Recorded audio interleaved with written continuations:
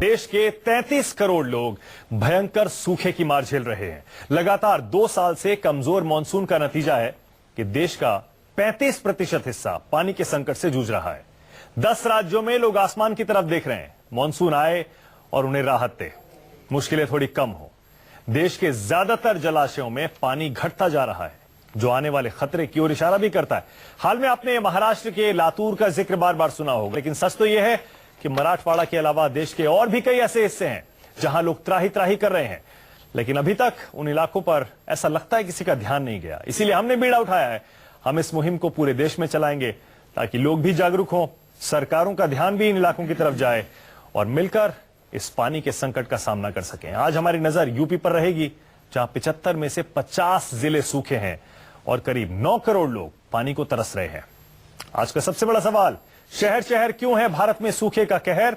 लातूर की तरह सूखे यूपी की सुध क्यों नहीं लेती सरकार?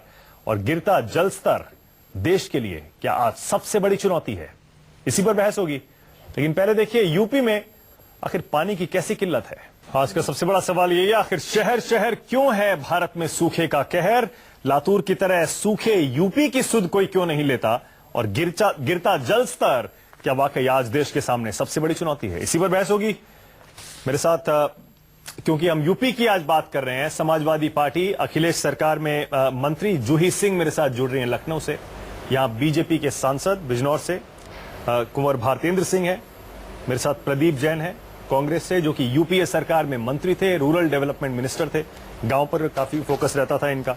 देवेंद्र शर्मा जुड़ रहे हैं मेरे साथ, जाने माने कृषि विशेषज्ञ हैं। इसके अलावा सिंचाई पर और पानी पर भी इन्होंने बहुत काम किया है। और यहां अरुण कुमार, पानी बाबा, पानी पर पूरा जीवन इन्होंने बिता दिया। आप सभी का बहुत बहुत स्वागत है। जूही जी, पहला सवाल आपसे होगा, क्योंकि आज हम यूपी पे फोकस कर रहे हैं। क्या वजह है कि महाराष्ट्र के मराठवाड़ा का जिक्र काफी हो गया, सारे मीडिया में देख लीजिए, उसके अलावा भी आप देख लीजिए, यूपी में लातूर जैसे 10 शहर हैं, लेकिन उसके बावजूद यूपी के सूखे की चिंता और जिक्र कहीं क्यों नहीं हो रहा है? क्यों नहीं इस पर बहस हो रही है? इसका मतलब आपकी सरकार की नाकामी है? जिक्र नहीं, एकदम नहीं। जिक्र हमेशा हो रहा है और सूखे की जो समस्या है वो यूपी तक सीमित नहीं है। जरूरी है कि इसको हम एक मैक्रो लेवल पर लें। हम करते क्या है, इसके लिए हम भी जिम्मेदार हैं। अपनी सरकार में मैं भी मंत्री हूं और जब सूखा पड़ता है, मानसून आ जाती है, उसको हम भूल जाते हैं। कृषि विशेषज्ञ जी बैठे हैं, यूपी सरकार के मंत्री भी बैठे हैं, अपने जल पे भी बहुत काम किया है। एक कृषि नीति आवश्यक है कि जल स्तर निरंतर गिर रहा है। ये 2 साल की कठिनाई नहीं है। हमने जहां जहां कठिनाई आई है वहां ट्यूबवेल्स ऑर्डर किए हैं, रीबोर भी करा रहे हैं, पानी पहुंचाने का प्रयत्न कर रहे हैं। हम नई एग्रीकल्चर टेक्निक्स लाएं, प्रोडक्टिविटी लाएं, नया बीज उपलब्ध कराएं जो कम पानी से किसान जो है उगा सके। भंडारण पे हम बहुत काम कर रहे हैं। तो ये समस्या जिस तरह से हम हैंडल कर रहे हैं, ठीक है, आप हैंडल कर रहे हैं, लेकिन आपने जो बात कही उस पर मुझे लगता है कि हर कोई यहाँ सहमत होगा कि हम लोग जब सूखा पड़ता है तब तो हम फायर फाइटिंग में लग जाते हैं। मैं आपसे पूछ रहा हूं प्रदीप जी, क्योंकि आप हाल में लौटे हैं बुंदेलखंड का दौरा करके भी। हम फायर फाइटिंग में लग जाते हैं, उसके बाद मानसून आता है, पानी गिरता है, हम फिर से भूल जाते हैं, अगले साल के सूखे की हम तैयारी नहीं करते हैं। मैं ये समझना चाह रहा हूं कि क्या वजह है। ये सारे देश में कितने भी शहर आप देख लीजिए, आधा देश हमारा सूखे से जूझ रहा है, सब जगह संकट है, लेकिन हम लोग इसको मुद्दा कभी नहीं बना पाते हैं। एक बहुत अच्छा आपने टॉपिक लिया है और पूरे देश के लोग इस बात से सहमत हैं कि पानी लाइफलाइन है, अमृत है। और मुद्दा इसलिए नहीं बन पाता कि जो सरकार है उनके मुद्दे जाती रहती हैं, विकास नहीं रहता। हम देखें इस बार दोनों ही बजट कम हुए। मैं किसी इस मुद्दे पर आरोप नहीं लगाना चाहते, लेकिन मैं चाहता हूं कि इस विषय पर जिनको जनता ने सरकार चलाने का बहुमत दिया है, जिन्हें सत्ता में बिठाया है, वो इसमें प्राथमिकता से बजट का आवंटन बढ़ाएं, जागरूकता करें और जो कानून है उसका क्रियान्वयन ठीक ढंग से हो। हम अगर बीते समय में हम देखें, जिस तरह हमने देश के अंदर देखा कि बड़ी परियोजना बन रही है, नदी जोड़ो, जिसमें कमांड एरिया बढ़ेगा लेकिन कैचमेंट एरिया नहीं बढ़ेगा। एक तरफ बड़े बड़े गगनचुंबी अट्टालिका होगी, दूसरी तरफ झोपड़ी होगी। आज आवश्यक है, जैसे बुंदेलखंड के अंदर हम अंडर वाटर का भी मैनेजमेंट करते थे और ओवर वाटर का भी आपने मैनेजमेंट बहुत अच्छा करते थे। टॉपिक शुरू किया है, मैं क्योंकि सबसे राय ले लूं उस पर मैं आ जाऊंगा। एक सेकंड में आपसे पानी बाबा आपसे और देवेंद्र जी से समझना चाह रहा हूं।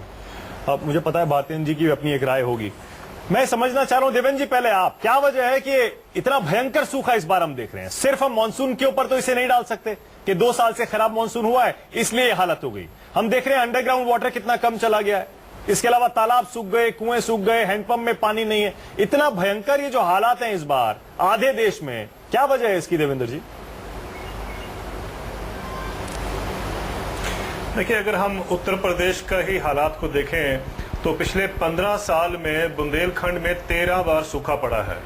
और ये कहना कि हमारी सरकारें बहुत अच्छा काम कर रही हैं, मैं एक सरकार को नहीं सारी सरकारों को जोड़ लीजिए 15 साल में, अगर उन्होंने कुछ किया होता तो कहीं ना कहीं आपको नजर आता। और इतना भयंकर सूखा जो बुंदेलखंड में है वो उसका कोई कारण नहीं था अगर इन्होंने कुछ किया होता। सच्चाई ये है कि ये जो बुंदेलखंड का इलाका है, स्पेशली मध्य प्रदेश में हो या उत्तर प्रदेश में, जो भी दोनों हिस्सों में जो है, उसमें सबसे बड़ी जो दिक्कत हुई है कि जो सिस्टमेटिकली हमने जो जिसको कहते हैं कि जो वहां के ट्रेडिशनल सोर्सेज थे, ट्रेडिशनल जो उपाय थे, उनको हमने डिस्ट्रॉय किया। हमारे देश में सब सरकारें सिवाय नदियों को जोड़ने के, कंस्ट्रक्शन करने के, मकान बनाने के, रियल एस्टेट करने के, सड़कें बनाने के, उसके अलावा उनको कुछ और नजर नहीं आता। ये तो शुक्र हुआ आईपीएल मैचेस का कि मीडिया का भी फोकस उस पर आ गया है, वरना मीडिया को भी ध्यान नहीं था इस बात का। और सरकार की आप देख लीजिए कि सुप्रीम कोर्ट को कहना पड़ा तब जाके सरकार में थोड़ी सी सरकार जो हिली है उसके बाद। तो ये देश का कितना दुर्भाग्य है कि सुप्रीम कोर्ट को बोलना पड़े कि 10 राज्यों में सूखा पड़ा है, आप उसको इग्नोर नहीं कर सकते। हमारी सरकारें ये सोचती आई हैं कि जैसे लगता है कि ये कहीं अफ्रीका में सूखा पड़ा हुआ, हमारे देश में नहीं पड़ा हुआ है। आप उत्तर प्रदेश की बात करें, 75 में से अगर 50 जिले अफेक्टेड हैं, कहीं आप देख लीजिए सरकार की उसमें संवेदना जो नजर आनी चाहिए वो कहीं नजर आई हो आपको। मैं अभी हाल में बेंगलोर से आ रहा हूं, कर्नाटका में 30 जिले हैं, उसमें से 28 जिलों में सूखा पड़ा हुआ है, लेकिन बेंगलोर में कहीं आपको उसकी इंकलिंग नहीं मिलती है कि लोगों को पता भी हो या महसूस कर रहे हो कि हमारे यहां सूखा पड़ा है। तो आज ये एक नेशनल इमरजेंसी है, मेरा ये मानना है, और उसको हमको उसी तरीके से एड्रेस करना चाहिए। लेकिन अनफॉर्चुनेटली हमारा ध्यान उस पर नहीं है। It's a man made crisis. बिल्कुल सही कहना स्पष्ट है कि मैन मेड क्राइसिस है। बिल्कुल सही कह रहे हैं, सूखे को मत ब्लेम करिए, बिल्कुल सही कह रहे हैं, मत ब्लेम करिए। अक्सर देश में जब सूखा पड़ता था, अक्सर देश में अब से पहले जब सूखा पड़ता था तब आमतौर पर कहा यह जाता था कि इससे गांव का आदमी प्रभावित होगा, किसान प्रभावित होंगे, लेकिन इस बार इसे अमीरों का सूखा भी कहा जा रहा है। पानी बाबा, मैं आपसे एक कमेंट चाह रहा हूं इस पे। इस बार कह रहे हैं कि इस बार शहर देखिए, इस बार गांव में ज्यादा नहीं है, मतलब गांव में तो है ही है, उससे ज्यादा छोटे शहर देखिए, नगर देखिए, बस्तियां देखिए, शहरों में भी। नहीं, देखिए, अभी देवेंद्र भाई ने बंगलुरु का जिक्र किया। अब ये जो बंगलुरु है ये एक यूनिक बायोस्फीयर है। मॉनसून के हिसाब से देखेंगे तो मॉनसून के हिसाब से बेंगलुरु जो है वो एक रेन शेडो एरिया है, लेकिन अगर लैंडस्केप के हिसाब से देखेंगे तो बिल्कुल ट्रॉपिकल जैसा लैंडस्केप है। वहाँ पे इतनी हरियाली है और इतना वहाँ पे कूल क्लाइमेट रहता था कि 30-32 डिग्री टेम्परेचर होता था तो बारिश हो जाती थी। तो उस लैंडस्केप को समझने की जरूरत है। देखिए, आज वहाँ पे अभी 24 तारीख को यूपी फोकस कर रहे हैं। यूपी पे जो फोकस है, ये हिंदुस्तान के लैंडस्केप को नहीं समझेंगे तो यूपी की समस्या को नहीं समझ सकते। हिमालय जल रहा है, हिमालय से गंगा आती है, हिमालय से यूपी का सारा पानी आता है और हिमालय जल रहा है, और हमें ये समझ नहीं आएगी कि हमने हिमालय को कैसे सुखाया है। हम इस पूरे देश के लैंडस्केप को जानेंगे नहीं, उससे परिचित नहीं होंगे। और जितना मैनेजमेंट था अंग्रेज 1947 में जब छोड़ के गया तो बहुत कुछ बर्बाद कर गया था, लेकिन बहुत कुछ छोड़ भी गया था। हमने उसमें क्या क्या बर्बाद किया है इसकी बहुत समझ होनी चाहिए।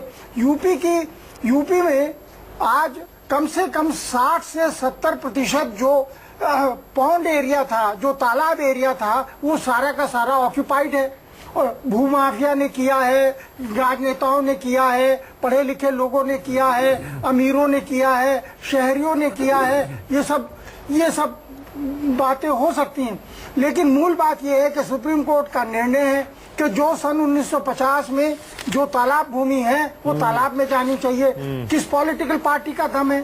तो ये जो पूरी की पूरी बात है हिंदुस्तान के पूरे लैंडस्केप का सवाल है। और यूपी में जब तक आप जो नक्शा था यूपी का 1950 में, 26 जनवरी 1950 को जो नक्शा है, जो पटवारी के खाते में दर्ज है कि ये तालाब भूमि है, ये गोचर भूमि है, ये जंगल है गांव का, उसको अगर आप स्टोर नहीं करेंगे तो इस समस्या का समाधान नहीं होने वाला। ये जो बुंदेलखंड की बात हो रही है, बुंदेलखंड के बारे में आप समझ लीजिए, आज लोगों को ये विश्वास नहीं आता, यहाँ ये बैठे ये बता सकते हैं, 80 से 100 इंच बारिश का इलाका था बुंदेलखंड, और शेष हैं अभी, उनको बुला करके उनसे बात करिए, कभी पूछिए कि क्या स्थिति थी और हमने क्या वहाँ पे हालात कर दिए। एक चीज और है, लेकिन तो, भारतीय जी एक चीज और है, बहुत वैलिड और बुनियादी मुद्दे पानी बाबा उठा रहे हैं, लेकिन मैं एक चीज और कह रहा हूँ, जैसे मैं पहले भी कह रहा था कि जब सूखा पड़ जाता है तब हम मानसून का इंतजार करते हैं, उसके बाद भूल जाते हैं। आपको भी लगता है कि सरकारों की तरफ से जो कदम उठाए जाने चाहिए मैनेजमेंट को लेकर ही, मन की बात में प्रधानमंत्री ने, हमें याद है, सूखे का मुद्दा उठाया था और उन्होंने एग्जाम्पल दिया था कि पोरबंदर में कैसे लोगों ने अपने घरों के नीचे टैंक बना रखे हैं कि बारिश का पानी आए उसमें स्टोर हो जाए, उसको बाद में इस्तेमाल किया जा सके। लेकिन हमारे यहाँ लोगों में भी समझ नहीं है या ध्यान नहीं देते, मैं कह रहा हूं मुद्दा ही नहीं है, और इसीलिए आज ये हाल है कि ज्यादातर जलाशय हमारे सूख रहे हैं, ज्यादातर जलाशय सूख रहे हैं और हम सिर्फ मानसून का इंतजार कर रहे हैं। मैं पानी बाबा से बिल्कुल सहमत हूं कि जो हमारे तालाब थे उन पे कब्जा हो गया, जो हमारे ज्यादातर जल संचय के तरीके थे, जो नदी नाले थे, वो सारे के सारे सूख गए। हिमालय इकोलॉजिकली डिग्रेड होता जा रहा है। गंगा जी के जो जल संचय हैं, डैम्स हैं, उनमें आज मुश्किल से 25% जल रह गया है। तो एक बहुत ही भयावह स्थिति है हमारे प्रदेश में। इसमें सरकार क्या कर सकती है? सरकार ने इस पर CRIDA जो केंद्रीय अनुसंधान कृषि शुष्क भूमि संस्था है, उससे बात करी। 600 जिलों को सूखाग्रस्त डिक्लेयर करवाया पूरे देश में केंद्र सरकार के द्वारा। और जो अभी हमारी मंत्री जी हमें बता रही थी, ये केंद्र सरकार की योजना है कि जो कम पानी के बीज हैं उन्हें सभी प्रदेशों को उपलब्ध करवाया गया। और बीमा योजना है, बीमा योजना को लागू करवाया गया। बैंकों को कहा गया कि तत्काल कर्ज दिया जाए किसानों को ताकि उन्हें पैसा मिले। और जो बीमा योजना है उसकी कैप खत्म कर दी गई। जो उसका प्रीमियम है उसे कम करके 1.5-2%। इसमें हम मैं उसी कह रहा हूँ कि हम फायर फाइटिंग में लग जाते हैं। नहीं मानेंगे, देखिए ये सारी पॉलिसीज जो हैं, इन पॉलिसीज का कोई अर्थ ही नहीं है। जिस तरह से अंडरग्राउंड वाटर पे निर्भरता बढ़ रही है और जिस तरह से उसका शोषण हो रहा है, जिस तरह से कैपिलरी प्रोसेस से पूरी की पूरी सरफेस ड्राई होती चली जा रही है, 100 फीट तक, 150 फीट तक, 300 फीट तक अंडरग्राउंड वाटर खत्म हो रहा है। अंडरग्राउंड मैं तो ये भी कहता हूँ कि हम शहरों में रहने वाले सब लोगों से पूछते हैं, जो शहर में रहते हैं, छोटे शहरों में, बड़े में और नगरों में रहते हैं, बस्तियों में रहते हैं, क्या वाकई हम लोग भी पानी बचाने के लिए कभी सोचते हैं? इसमें मानक जी अंडरग्राउंड वाटर हम लोग यूज करते हैं, आज हालत ये है। एक बात हम जरूर, सांसद जी की जो हमने बात बताई है, ये सरकार का प्रतिनिधित्व कर रहा है। हमारे बुंदेलखंड में जो अन्नदाता है वो प्रतिदिन 10 अन्नदाता आत्महत्या कर रहे हैं और हम लोग इनकी ही पार्टी के लोग अनशन पे झांसी में बैठे हैं, लेकिन सुध नहीं है। हमारा कहना है, हमारी मंत्री उत्तर प्रदेश की बैठी हैं, सुप्रीम कोर्ट के निर्णय के पश्चात एक जिले में केवल 1 या 2 माइनिंग के बजरी के लाइसेंस हैं और धड़ल्ले से हजारों ट्रक डंपर नदियों में से बजरी निकाली जा रही। जब बजरी निकल जाएगी तो सूखा और अकाल और अतिवृष्टि होना ही है। उस पर उत्तर प्रदेश की सरकार उन बालू माफियाओं को क्यों संरक्षण दे रही? क्यों मोदी सरकार किसानों का कर्जा माफ नहीं कर रही? देखिए एक हमारे दर्शकों की राय आ रही है, जरा देखिएगा। हालांकि ये एक बहुत बड़ी तस्वीर है। गिरते जल स्तर का मुख्य कारण गिरता हुआ राजनीतिक स्तर है।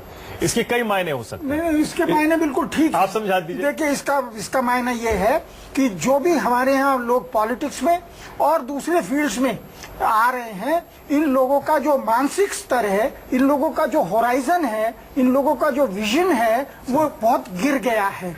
इनको देश के बारे में, देश की धरती के बारे में, देश के भू परिदृश्य के बारे में इनकी समझ करीब करीब खारिज है, शून्य है। इन्हें बिल्कुल अंदाज नहीं है कि अगर यूपी के तालाब नष्ट हो जाएंगे तो उसका हिमालय पर क्या प्रभाव पड़ेगा, और हिमालय जब सूख जाएगा तो उसका इनके यहाँ क्या प्रभाव पड़ेगा। और अभी आप, जब मैं बंगलौर की बात कर रहा था, आप समझने को तैयार नहीं थे। मैं ये कहना चाहता हूँ कि अगर बंगलौर के रेन शेडो एरिया में होते हुए उसके ट्रॉपिकल कंडीशंस को नहीं समझा जाएगा कि वहाँ पे जो 800 तालाब थे उनको किस तरह से नष्ट किया गया है और उसका पूरे हिंदुस्तान के लैंडस्केप से क्या ठीक है, नहीं सिर्फ बुनियादी, बहुत बुनियादी बात है, बहुत बुनियादी बात है। मैं भारतीन जी एक चीज और पूछ रहा हूँ, मैं एक चीज और पूछ रहा हूँ भारतीन जी, मैं एक चीज और पूछ रहा हूँ जी, भारतीन जी एक चीज, साथ चिल्लाते रहेंगे तो कोई लाभ। भारतीन जी मैं आपसे ये पूछ रहा था, जैसे मोदी जी तरह तरह के इनिशिएटिव लेते हैं, तरह तरह की स्कीम शुरू करते हैं, पानी बचाने के लिए वो क्यों नहीं इस तरह का उन्होंने जवाब तो देने दीजिए। हमारा सांसद जी से निवेदन है, गुजरात मॉडल के अलावा बाबा जी किसी राजनीतिक दल के नहीं है। कर्नाटक मॉडल हिंदुस्तान में जल प्रबंधन में श्रेष्ठतम मॉडल है और उस मॉडल की मन की बात में हमारे प्रधानमंत्री जी को तारीफ करना चाहिए और उसका क्रियान्वयन पूरे देश में करना चाहिए। इसमें कोई हल्कापन नहीं होना चाहिए कि कर्नाटक का मॉडल कांग्रेस शासित राज्य का मॉडल है। इसी कारण इस दफा सिंचाई का बजट बढ़ाया गया है। इसी कारण मनरेगा में 38,500 करोड़ रुपया दिया गया है ताकि हम जल संचयन कर सकें। जल संचय के कार्यक्रम को गांव वाइज मनरेगा से जोड़ा गया था, आज तक नहीं जोड़ा गया है, अब जोड़ा गया है।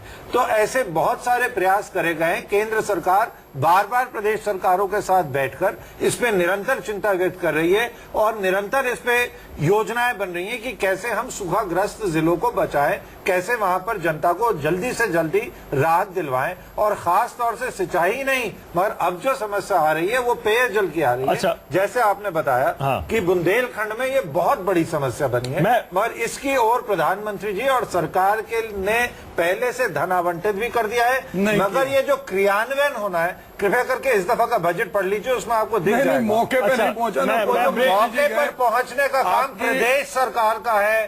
केंद्र सरकार केवल धन उपलब्ध करवाती है, प्रदेश सरकार इसे। अच्छा सर, मैं ब्रेक पर जा रहा हूँ। ब्रेक पर जाने से पहले मैं चाह रहा हूँ कि जूही सिंह एक कमेंट करें। जूही सिंह जी, जो भारतीन जी कह रहे हैं उस पर भी बोलिएगा जरा, और जरा ये और बताइए, जैसे मैं पहले भी पूछ रहा था कि क्या वजह है कि यूपी में इतना भयंकर सूखा है और उसकी चर्चा नहीं हो रही है, क्या बात है, क्यों क्या इसकी वजह है? सूखा केवल यूपी में नहीं है। मैं बाबा जी से अग्री करती हूँ कि सूखा उत्तरांचल और पूरे भारत में है।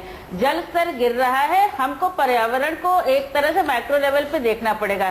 जो प्रदीप जी जैन जी कह रहे थे कि एक बहुत महत्वाकांक्षी योजना है नदियों को जोड़ने की, क्या हमने उसके सब प्रोज एंड कॉन्स देख लिए हैं? क्या हमने देख लिया कि उससे वास्ते फायदा होगा? भारतीय जी कह रहे हैं कि हमने बजट आवंटन कर दिया। बजट आवंटन एक मुद्दा होता है, पैसा राज्य सरकार तक पहुंचना समय से और सारी टर्म्स एंड कंडीशंस मीट करके हम उसको स्पेंड कर पाए, वो अलग होता है। क्या भारत सरकार ने अपनी सारी स्वीकृतियां जारी कर दी हैं? ये एग्जामिन करने की एक बहुत बड़ा मुद्दा है, क्योंकि जल संरक्षण एक बड़ा मुद्दा है। इसको मैं बिल्कुल राजनीतिकरण करना नहीं चाहती हूँ, इसलिए मैं केवल इस बात को कहूंगी कि सर मैं मुझे 1,500 करोड़ रुपया पे हम लोग देखें 1,500 करोड़ रुपए की किस्त किसानों की किसानों की जो देनदारी है वो यूपी में लखनऊ में पड़ी है, जिसमें से केवल 950 करोड़ रुपया ही दिया गया है। अब देखिए, अभी भी आपके पास देखिए सर, ये केंद्र और राज्य, जब भी हम सूखे का मसला उठा रहे हैं, लेकिन ये केंद्र और राज्य की लड़ाई बन जाती है। हम लोग फुटबॉल नहीं। आज का सबसे बड़ा सवाल ये, शहर शहर क्यों है भारत में सूखे का कहर? लातूर की तरह सूखे यूपी की सुध क्यों नहीं लेती सरकार? और गिरता जल स्तर क्या देश के लिए सबसे बड़ी चुनौती है? देवेंद्र शर्मा जी, आपको लगता है आज हिंदुस्तान के सामने सबसे बड़ी चुनौती इस पानी की है? लोग तो यहां तक कहने लगे हैं कि कुछ एक साल और रुक जाइए, 1-2 दशक या उससे थोड़ा और ज्यादा, उसके बाद पानी इंपोर्ट करना पड़ेगा। देवेंद्र जी,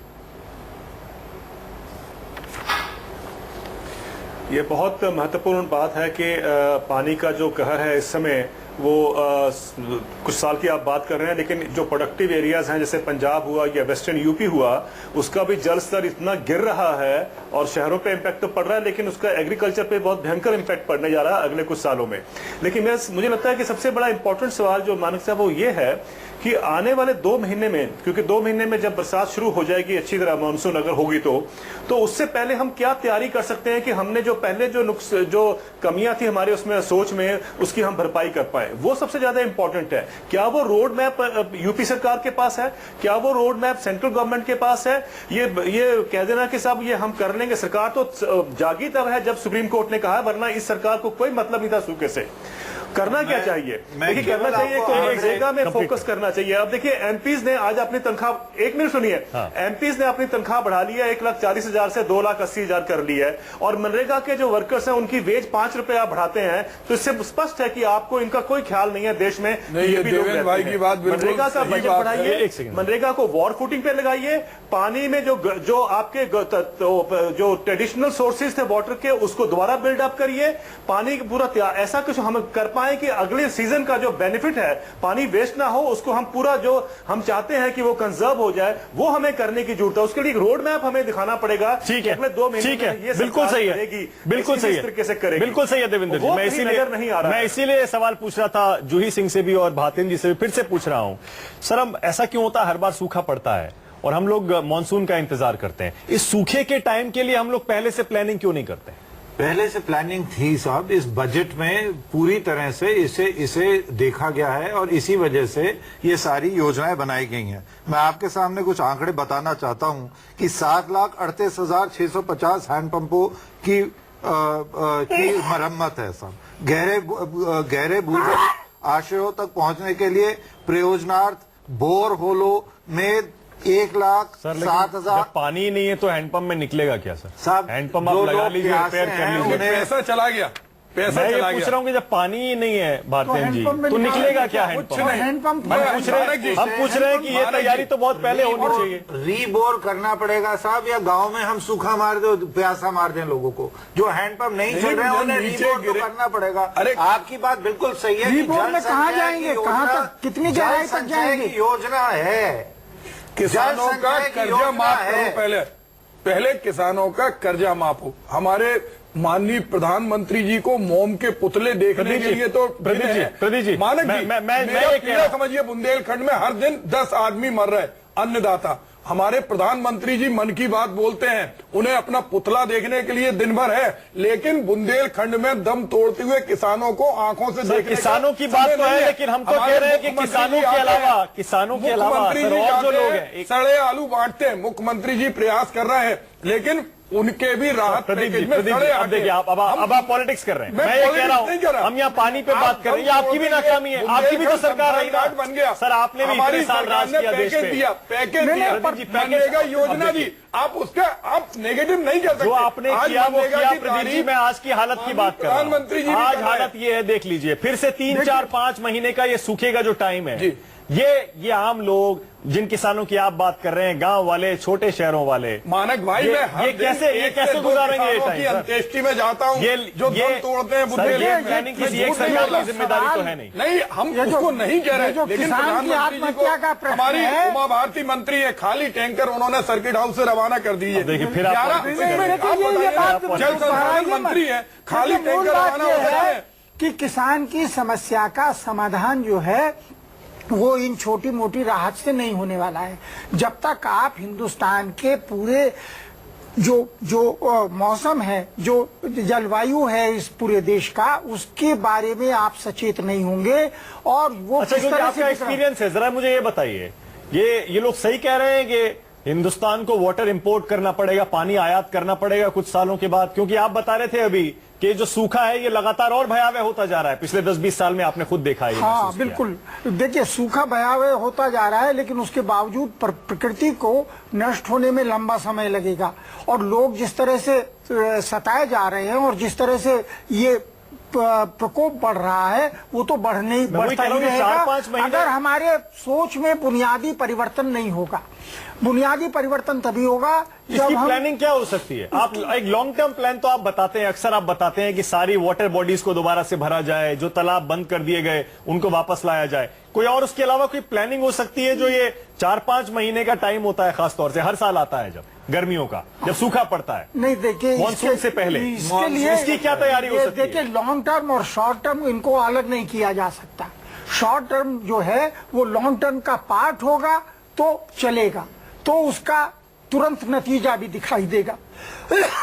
लेकिन अगर शॉर्ट टर्म लॉन्ग टर्म से उसका कोई रिश्ता ही नहीं है और माइक्रो और मैक्रो का रिश्ता नहीं है, तो ये दोनों बातें समझ लेनी पड़ेंगी कि कोई शॉर्ट टर्म कुछ नहीं है, जो लॉन्ग टर्म है उसी में शॉर्ट टर्म होगा। अच्छा, ठीक है। और जो माइक्रो है वो मैक्रो ठीक में है, होगा क्योंकि और मैक्रो जो है वो माइक्रो से ठीक है। रिलेटेड होगा। अगर ये अनरिलेटेड रहेंगे तो जो समस्याएं बढ़ रही हैं, जिस तरह से बढ़ रही हैं, मैं उसी फिर तरह से बढ़ती वही बात रहेंगी। कह रहा हूं कि सूखा पड़ने के बाद हम फायर फाइटिंग जो करते हैं उसका नतीजा क्या होता है। एक तस्वीर आपको दिखाते हैं। आप कितने भी हैंडपंप भेज दीजिए, कितने भी आप हैंडपंप रिपेयर करा लीजिए, कुछ भी करा लीजिए, लेकिन अगर पानी ही नहीं होगा तो उसका फायदा क्या होगा। जरा यहां देखिए, पानी निकलता भी है, जैसे भारतीन जी कह रहे थे रीबोरिंग करनी पड़ती है। अब अंडरग्राउंड वाटर यानी जमीन के नीचे जो पानी है उसका स्तर भी कम होता जा रहा है। आप खोदते जाइए, गंदा पानी निकलना शुरू हो जाता है। जब मैंने पानी की रिपोर्टिंग शुरू की 60 और 70 के दशक में, तो मुझको ये समझाया गया था और मैंने ये पढ़ा था कि पूरा उत्तर प्रदेश जो है it is a floating land, पूरा नीचे बहुत बड़ा पानी का ओशन है। लेकिन हमने अपने जो भी पॉलिसीज हमने चलाई, एग्रीकल्चरल पॉलिसीज चलाई और लैंडस्केप पॉलिसीज और क्लाइमेट पॉलिसीज हमने अडॉप्ट की, उनका नतीजा आज ये है कि 300, 400, 500, 700 फीट तक जगह जगह सूखा हो गया है नीचे जमीन। भारतीन जी, मैं वही कह रहा हूं, तस्वीर मैंने इसीलिए दिखाई थी क्योंकि देखिए हम लोग सूखा तो उससे क्या लेना देना है? क्योंकि हम लोग देखिए सूखा पड़ने के बाद हम लोग पानी खोदने के लिए, ढूंढने के लिए और नीचे खोदेंगे, गंदा पानी निकलेगा। बल्कि खबरें ये भी आ रही हैं, बागपत की जो मैंने तस्वीर दिखाई, यहाँ पर गंदा पानी निकल रहा है, इससे लोग बीमार हो रहे हैं, उनको कैंसर तक हो रहा है। बिल्कुल, केवल गंदा पानी आ रहा है, ग्राउंड वाटर जो है वो प्रदूषित कर दिया गया है। और एक चेतना, जन चेतना जब तक हम जागृत नहीं करेंगे, जो कि प्रधानमंत्री जी ने अपने मन की बात में भी कही, जब तक हर व्यक्ति पानी का मूल्य नहीं समझेगा, जो कि आप भी कह रहे हैं। और ये बड़ी लंबी योजनाएं रही हैं जिनके वजह से आज हम इस परिस्थिति में पड़ गए हैं, जो कि पानी बाबा अभी बता रहे थे। जो क्रॉप पैटर्न्स हैं, प्रधानमंत्री ने फिर से इसी बात को कहा है कि हमें क्रॉप पैटर्न में परिवर्तन लाना पड़ेगा। जहां पे डार्क जोन्स हैं पश्चिम उत्तर प्रदेश में, जो अभी बाबा जी बता रहे थे कि पानी 800 फुट पे चला गया है, वहां पर गन्ना बो रहे हैं हम, जो कि एक बहुत वाटर हाई कंजम्पशन क्रॉप है। तो उसे हम कैसे रिप्लेस कर सकते हैं बिना किसान की आमदनी को खत्म करे, क्योंकि अब आबादी इतनी बढ़ गई है कि हमारी डिमांड है, खाद्य की हमें ज्यादा जरूरत है। तो इस खाद्य की जरूरत को भी पूरा करना है और पानी को भी संभालना है, क्योंकि अब वो दिन चलेगा जब हम बिना सोचे पानी का उपयोग कर सकें।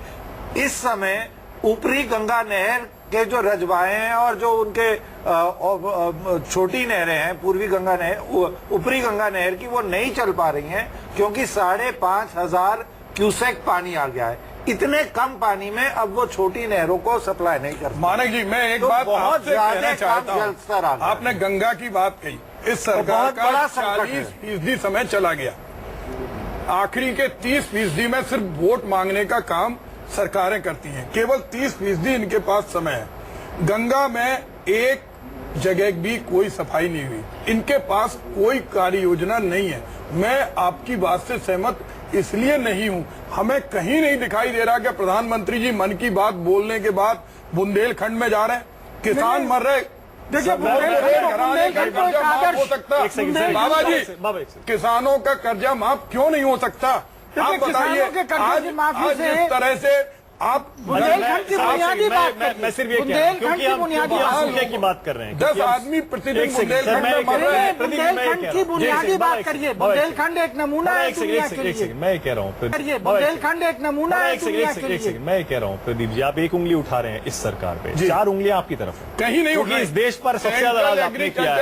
हम ये कह रहे हैं कि हर साल मॉनसून का इंतजार देश क्यों करता है। जूही सिंह, एक बात बताइए जूही सिंह, क्योंकि आपकी भी जिम्मेदारी है, अब आपकी भी सरकार का टाइम पूरा हो रहा है, चुनाव आने वाला है। पे रोक लगाना चाहिए। मैं ये पूछ रहा हूँ, जी मंत्री हैं, मैं ये पूछ रहा हूँ, शर्मा जी की बात से शुरू करूंगी। पहाड़ खुद रहे, बजरी निकल रही, उस पर रोक लगा, एक कोविंद ने बंद किया। एक सेकंड, सवाल में सापा का झंडा लेके लोग बजरी निकालते हैं, फिर पॉलिटिक्स कर रहे हैं, फिर आप पॉलिटिक्स बर्बाद करने वाली है वो सरकार है। अच्छा एक सेकंड सुन तो लीजिए,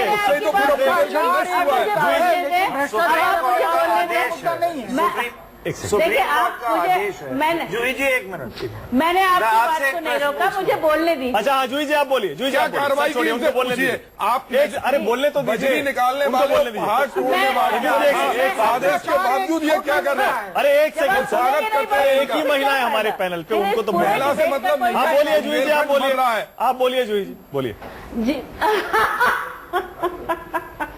मैं शर्मा जी की बात पे वापस जा रही हूँ। उन्होंने कहा कि किसी सरकार के पास कोई कार्य योजना नहीं है, कोई रोड मैप नहीं है। एकदम गलत है। इतिहास को हम लोग दोबारा न लिखें। बहुत सारी कार्य योजनाएं हैं, क्रियान्वयन में कहीं न कहीं जरूर कमी है। चाहे वो आप जाएं सांसद जी की बात पे, तो ये तो बहुत पहले की योजनाएं हैं कि ड्राउट जहां पड़ता है वहां पर कौन सी फसलें उगाई जाएं, क्रॉप पैटर्न क्या हो। सरकार कोई, हमारी भी इसी की कोशिश में बुंदेलखंड फोकस में है। हम वहाँ अनाज ही बांट रहे हैं, वहाँ अपने पल्स के लिए एक दाल अरहर उगाने के लिए स्पेशल सेंटर भी क्रिएट किया है। हम किसान जंक्शन भी बना रहे हैं। हर क्रांति बहुत पहले आई थी जी। फाड़े जा रहे, धरती की धाती को चीरा जा रहा, बजरी निकाली जा रही। ठीक है, लेकिन वो इकलौता रीजन नहीं है। ये आप सिर्फ आग लगी है, वहाँ बिल्कुल सूख गई है, पानी नहीं है, पर्यावरण को पूरी तरह लीजिए। जो बहस है ये गलत दिशा में जा रही है, फोकस को हटा रहे गलत हैं। दिशा में जा रही है बहस। जल संरक्षण की बात करें तो बेहतर होगा। भाई जी भी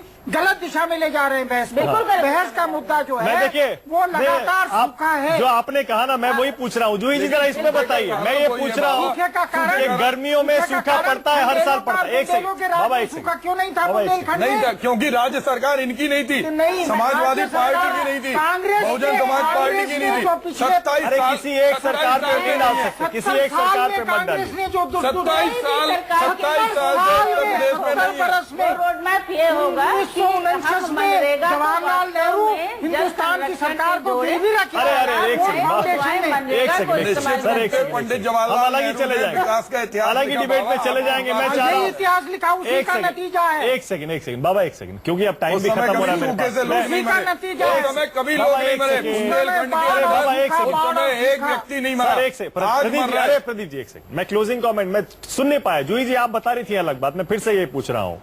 और सिर्फ आपकी सरकार की बात नहीं है, हर सरकार की बात है। गर्मियों में पड़ने वाले सूखे के लिए हम लोग क्या तैयारी करते हैं? जी बहुत सार्थक बहस है। अभी तक कोई सिस्टमैटिक ढंग से तैयारी केवल उत्तर प्रदेश सरकार कर रही है। जरूरी है कि हम मनरेगा को जल संरक्षण से जोड़ें। जल स्तर गिर रहा है और बहुत सारी सरकारें कर रही अच्छा, है। 100 के फिर बुंदेलखंड के लोगों को मरने का मतलब फैशन है। आप ही के पैनल मंत्री से आए जी, हैं। बुंदेलखंड के लोगों को फैशन नहीं है कि फांसी पे लटके, गोली नहीं, मारे, नहीं, जहर की दवाई पिए।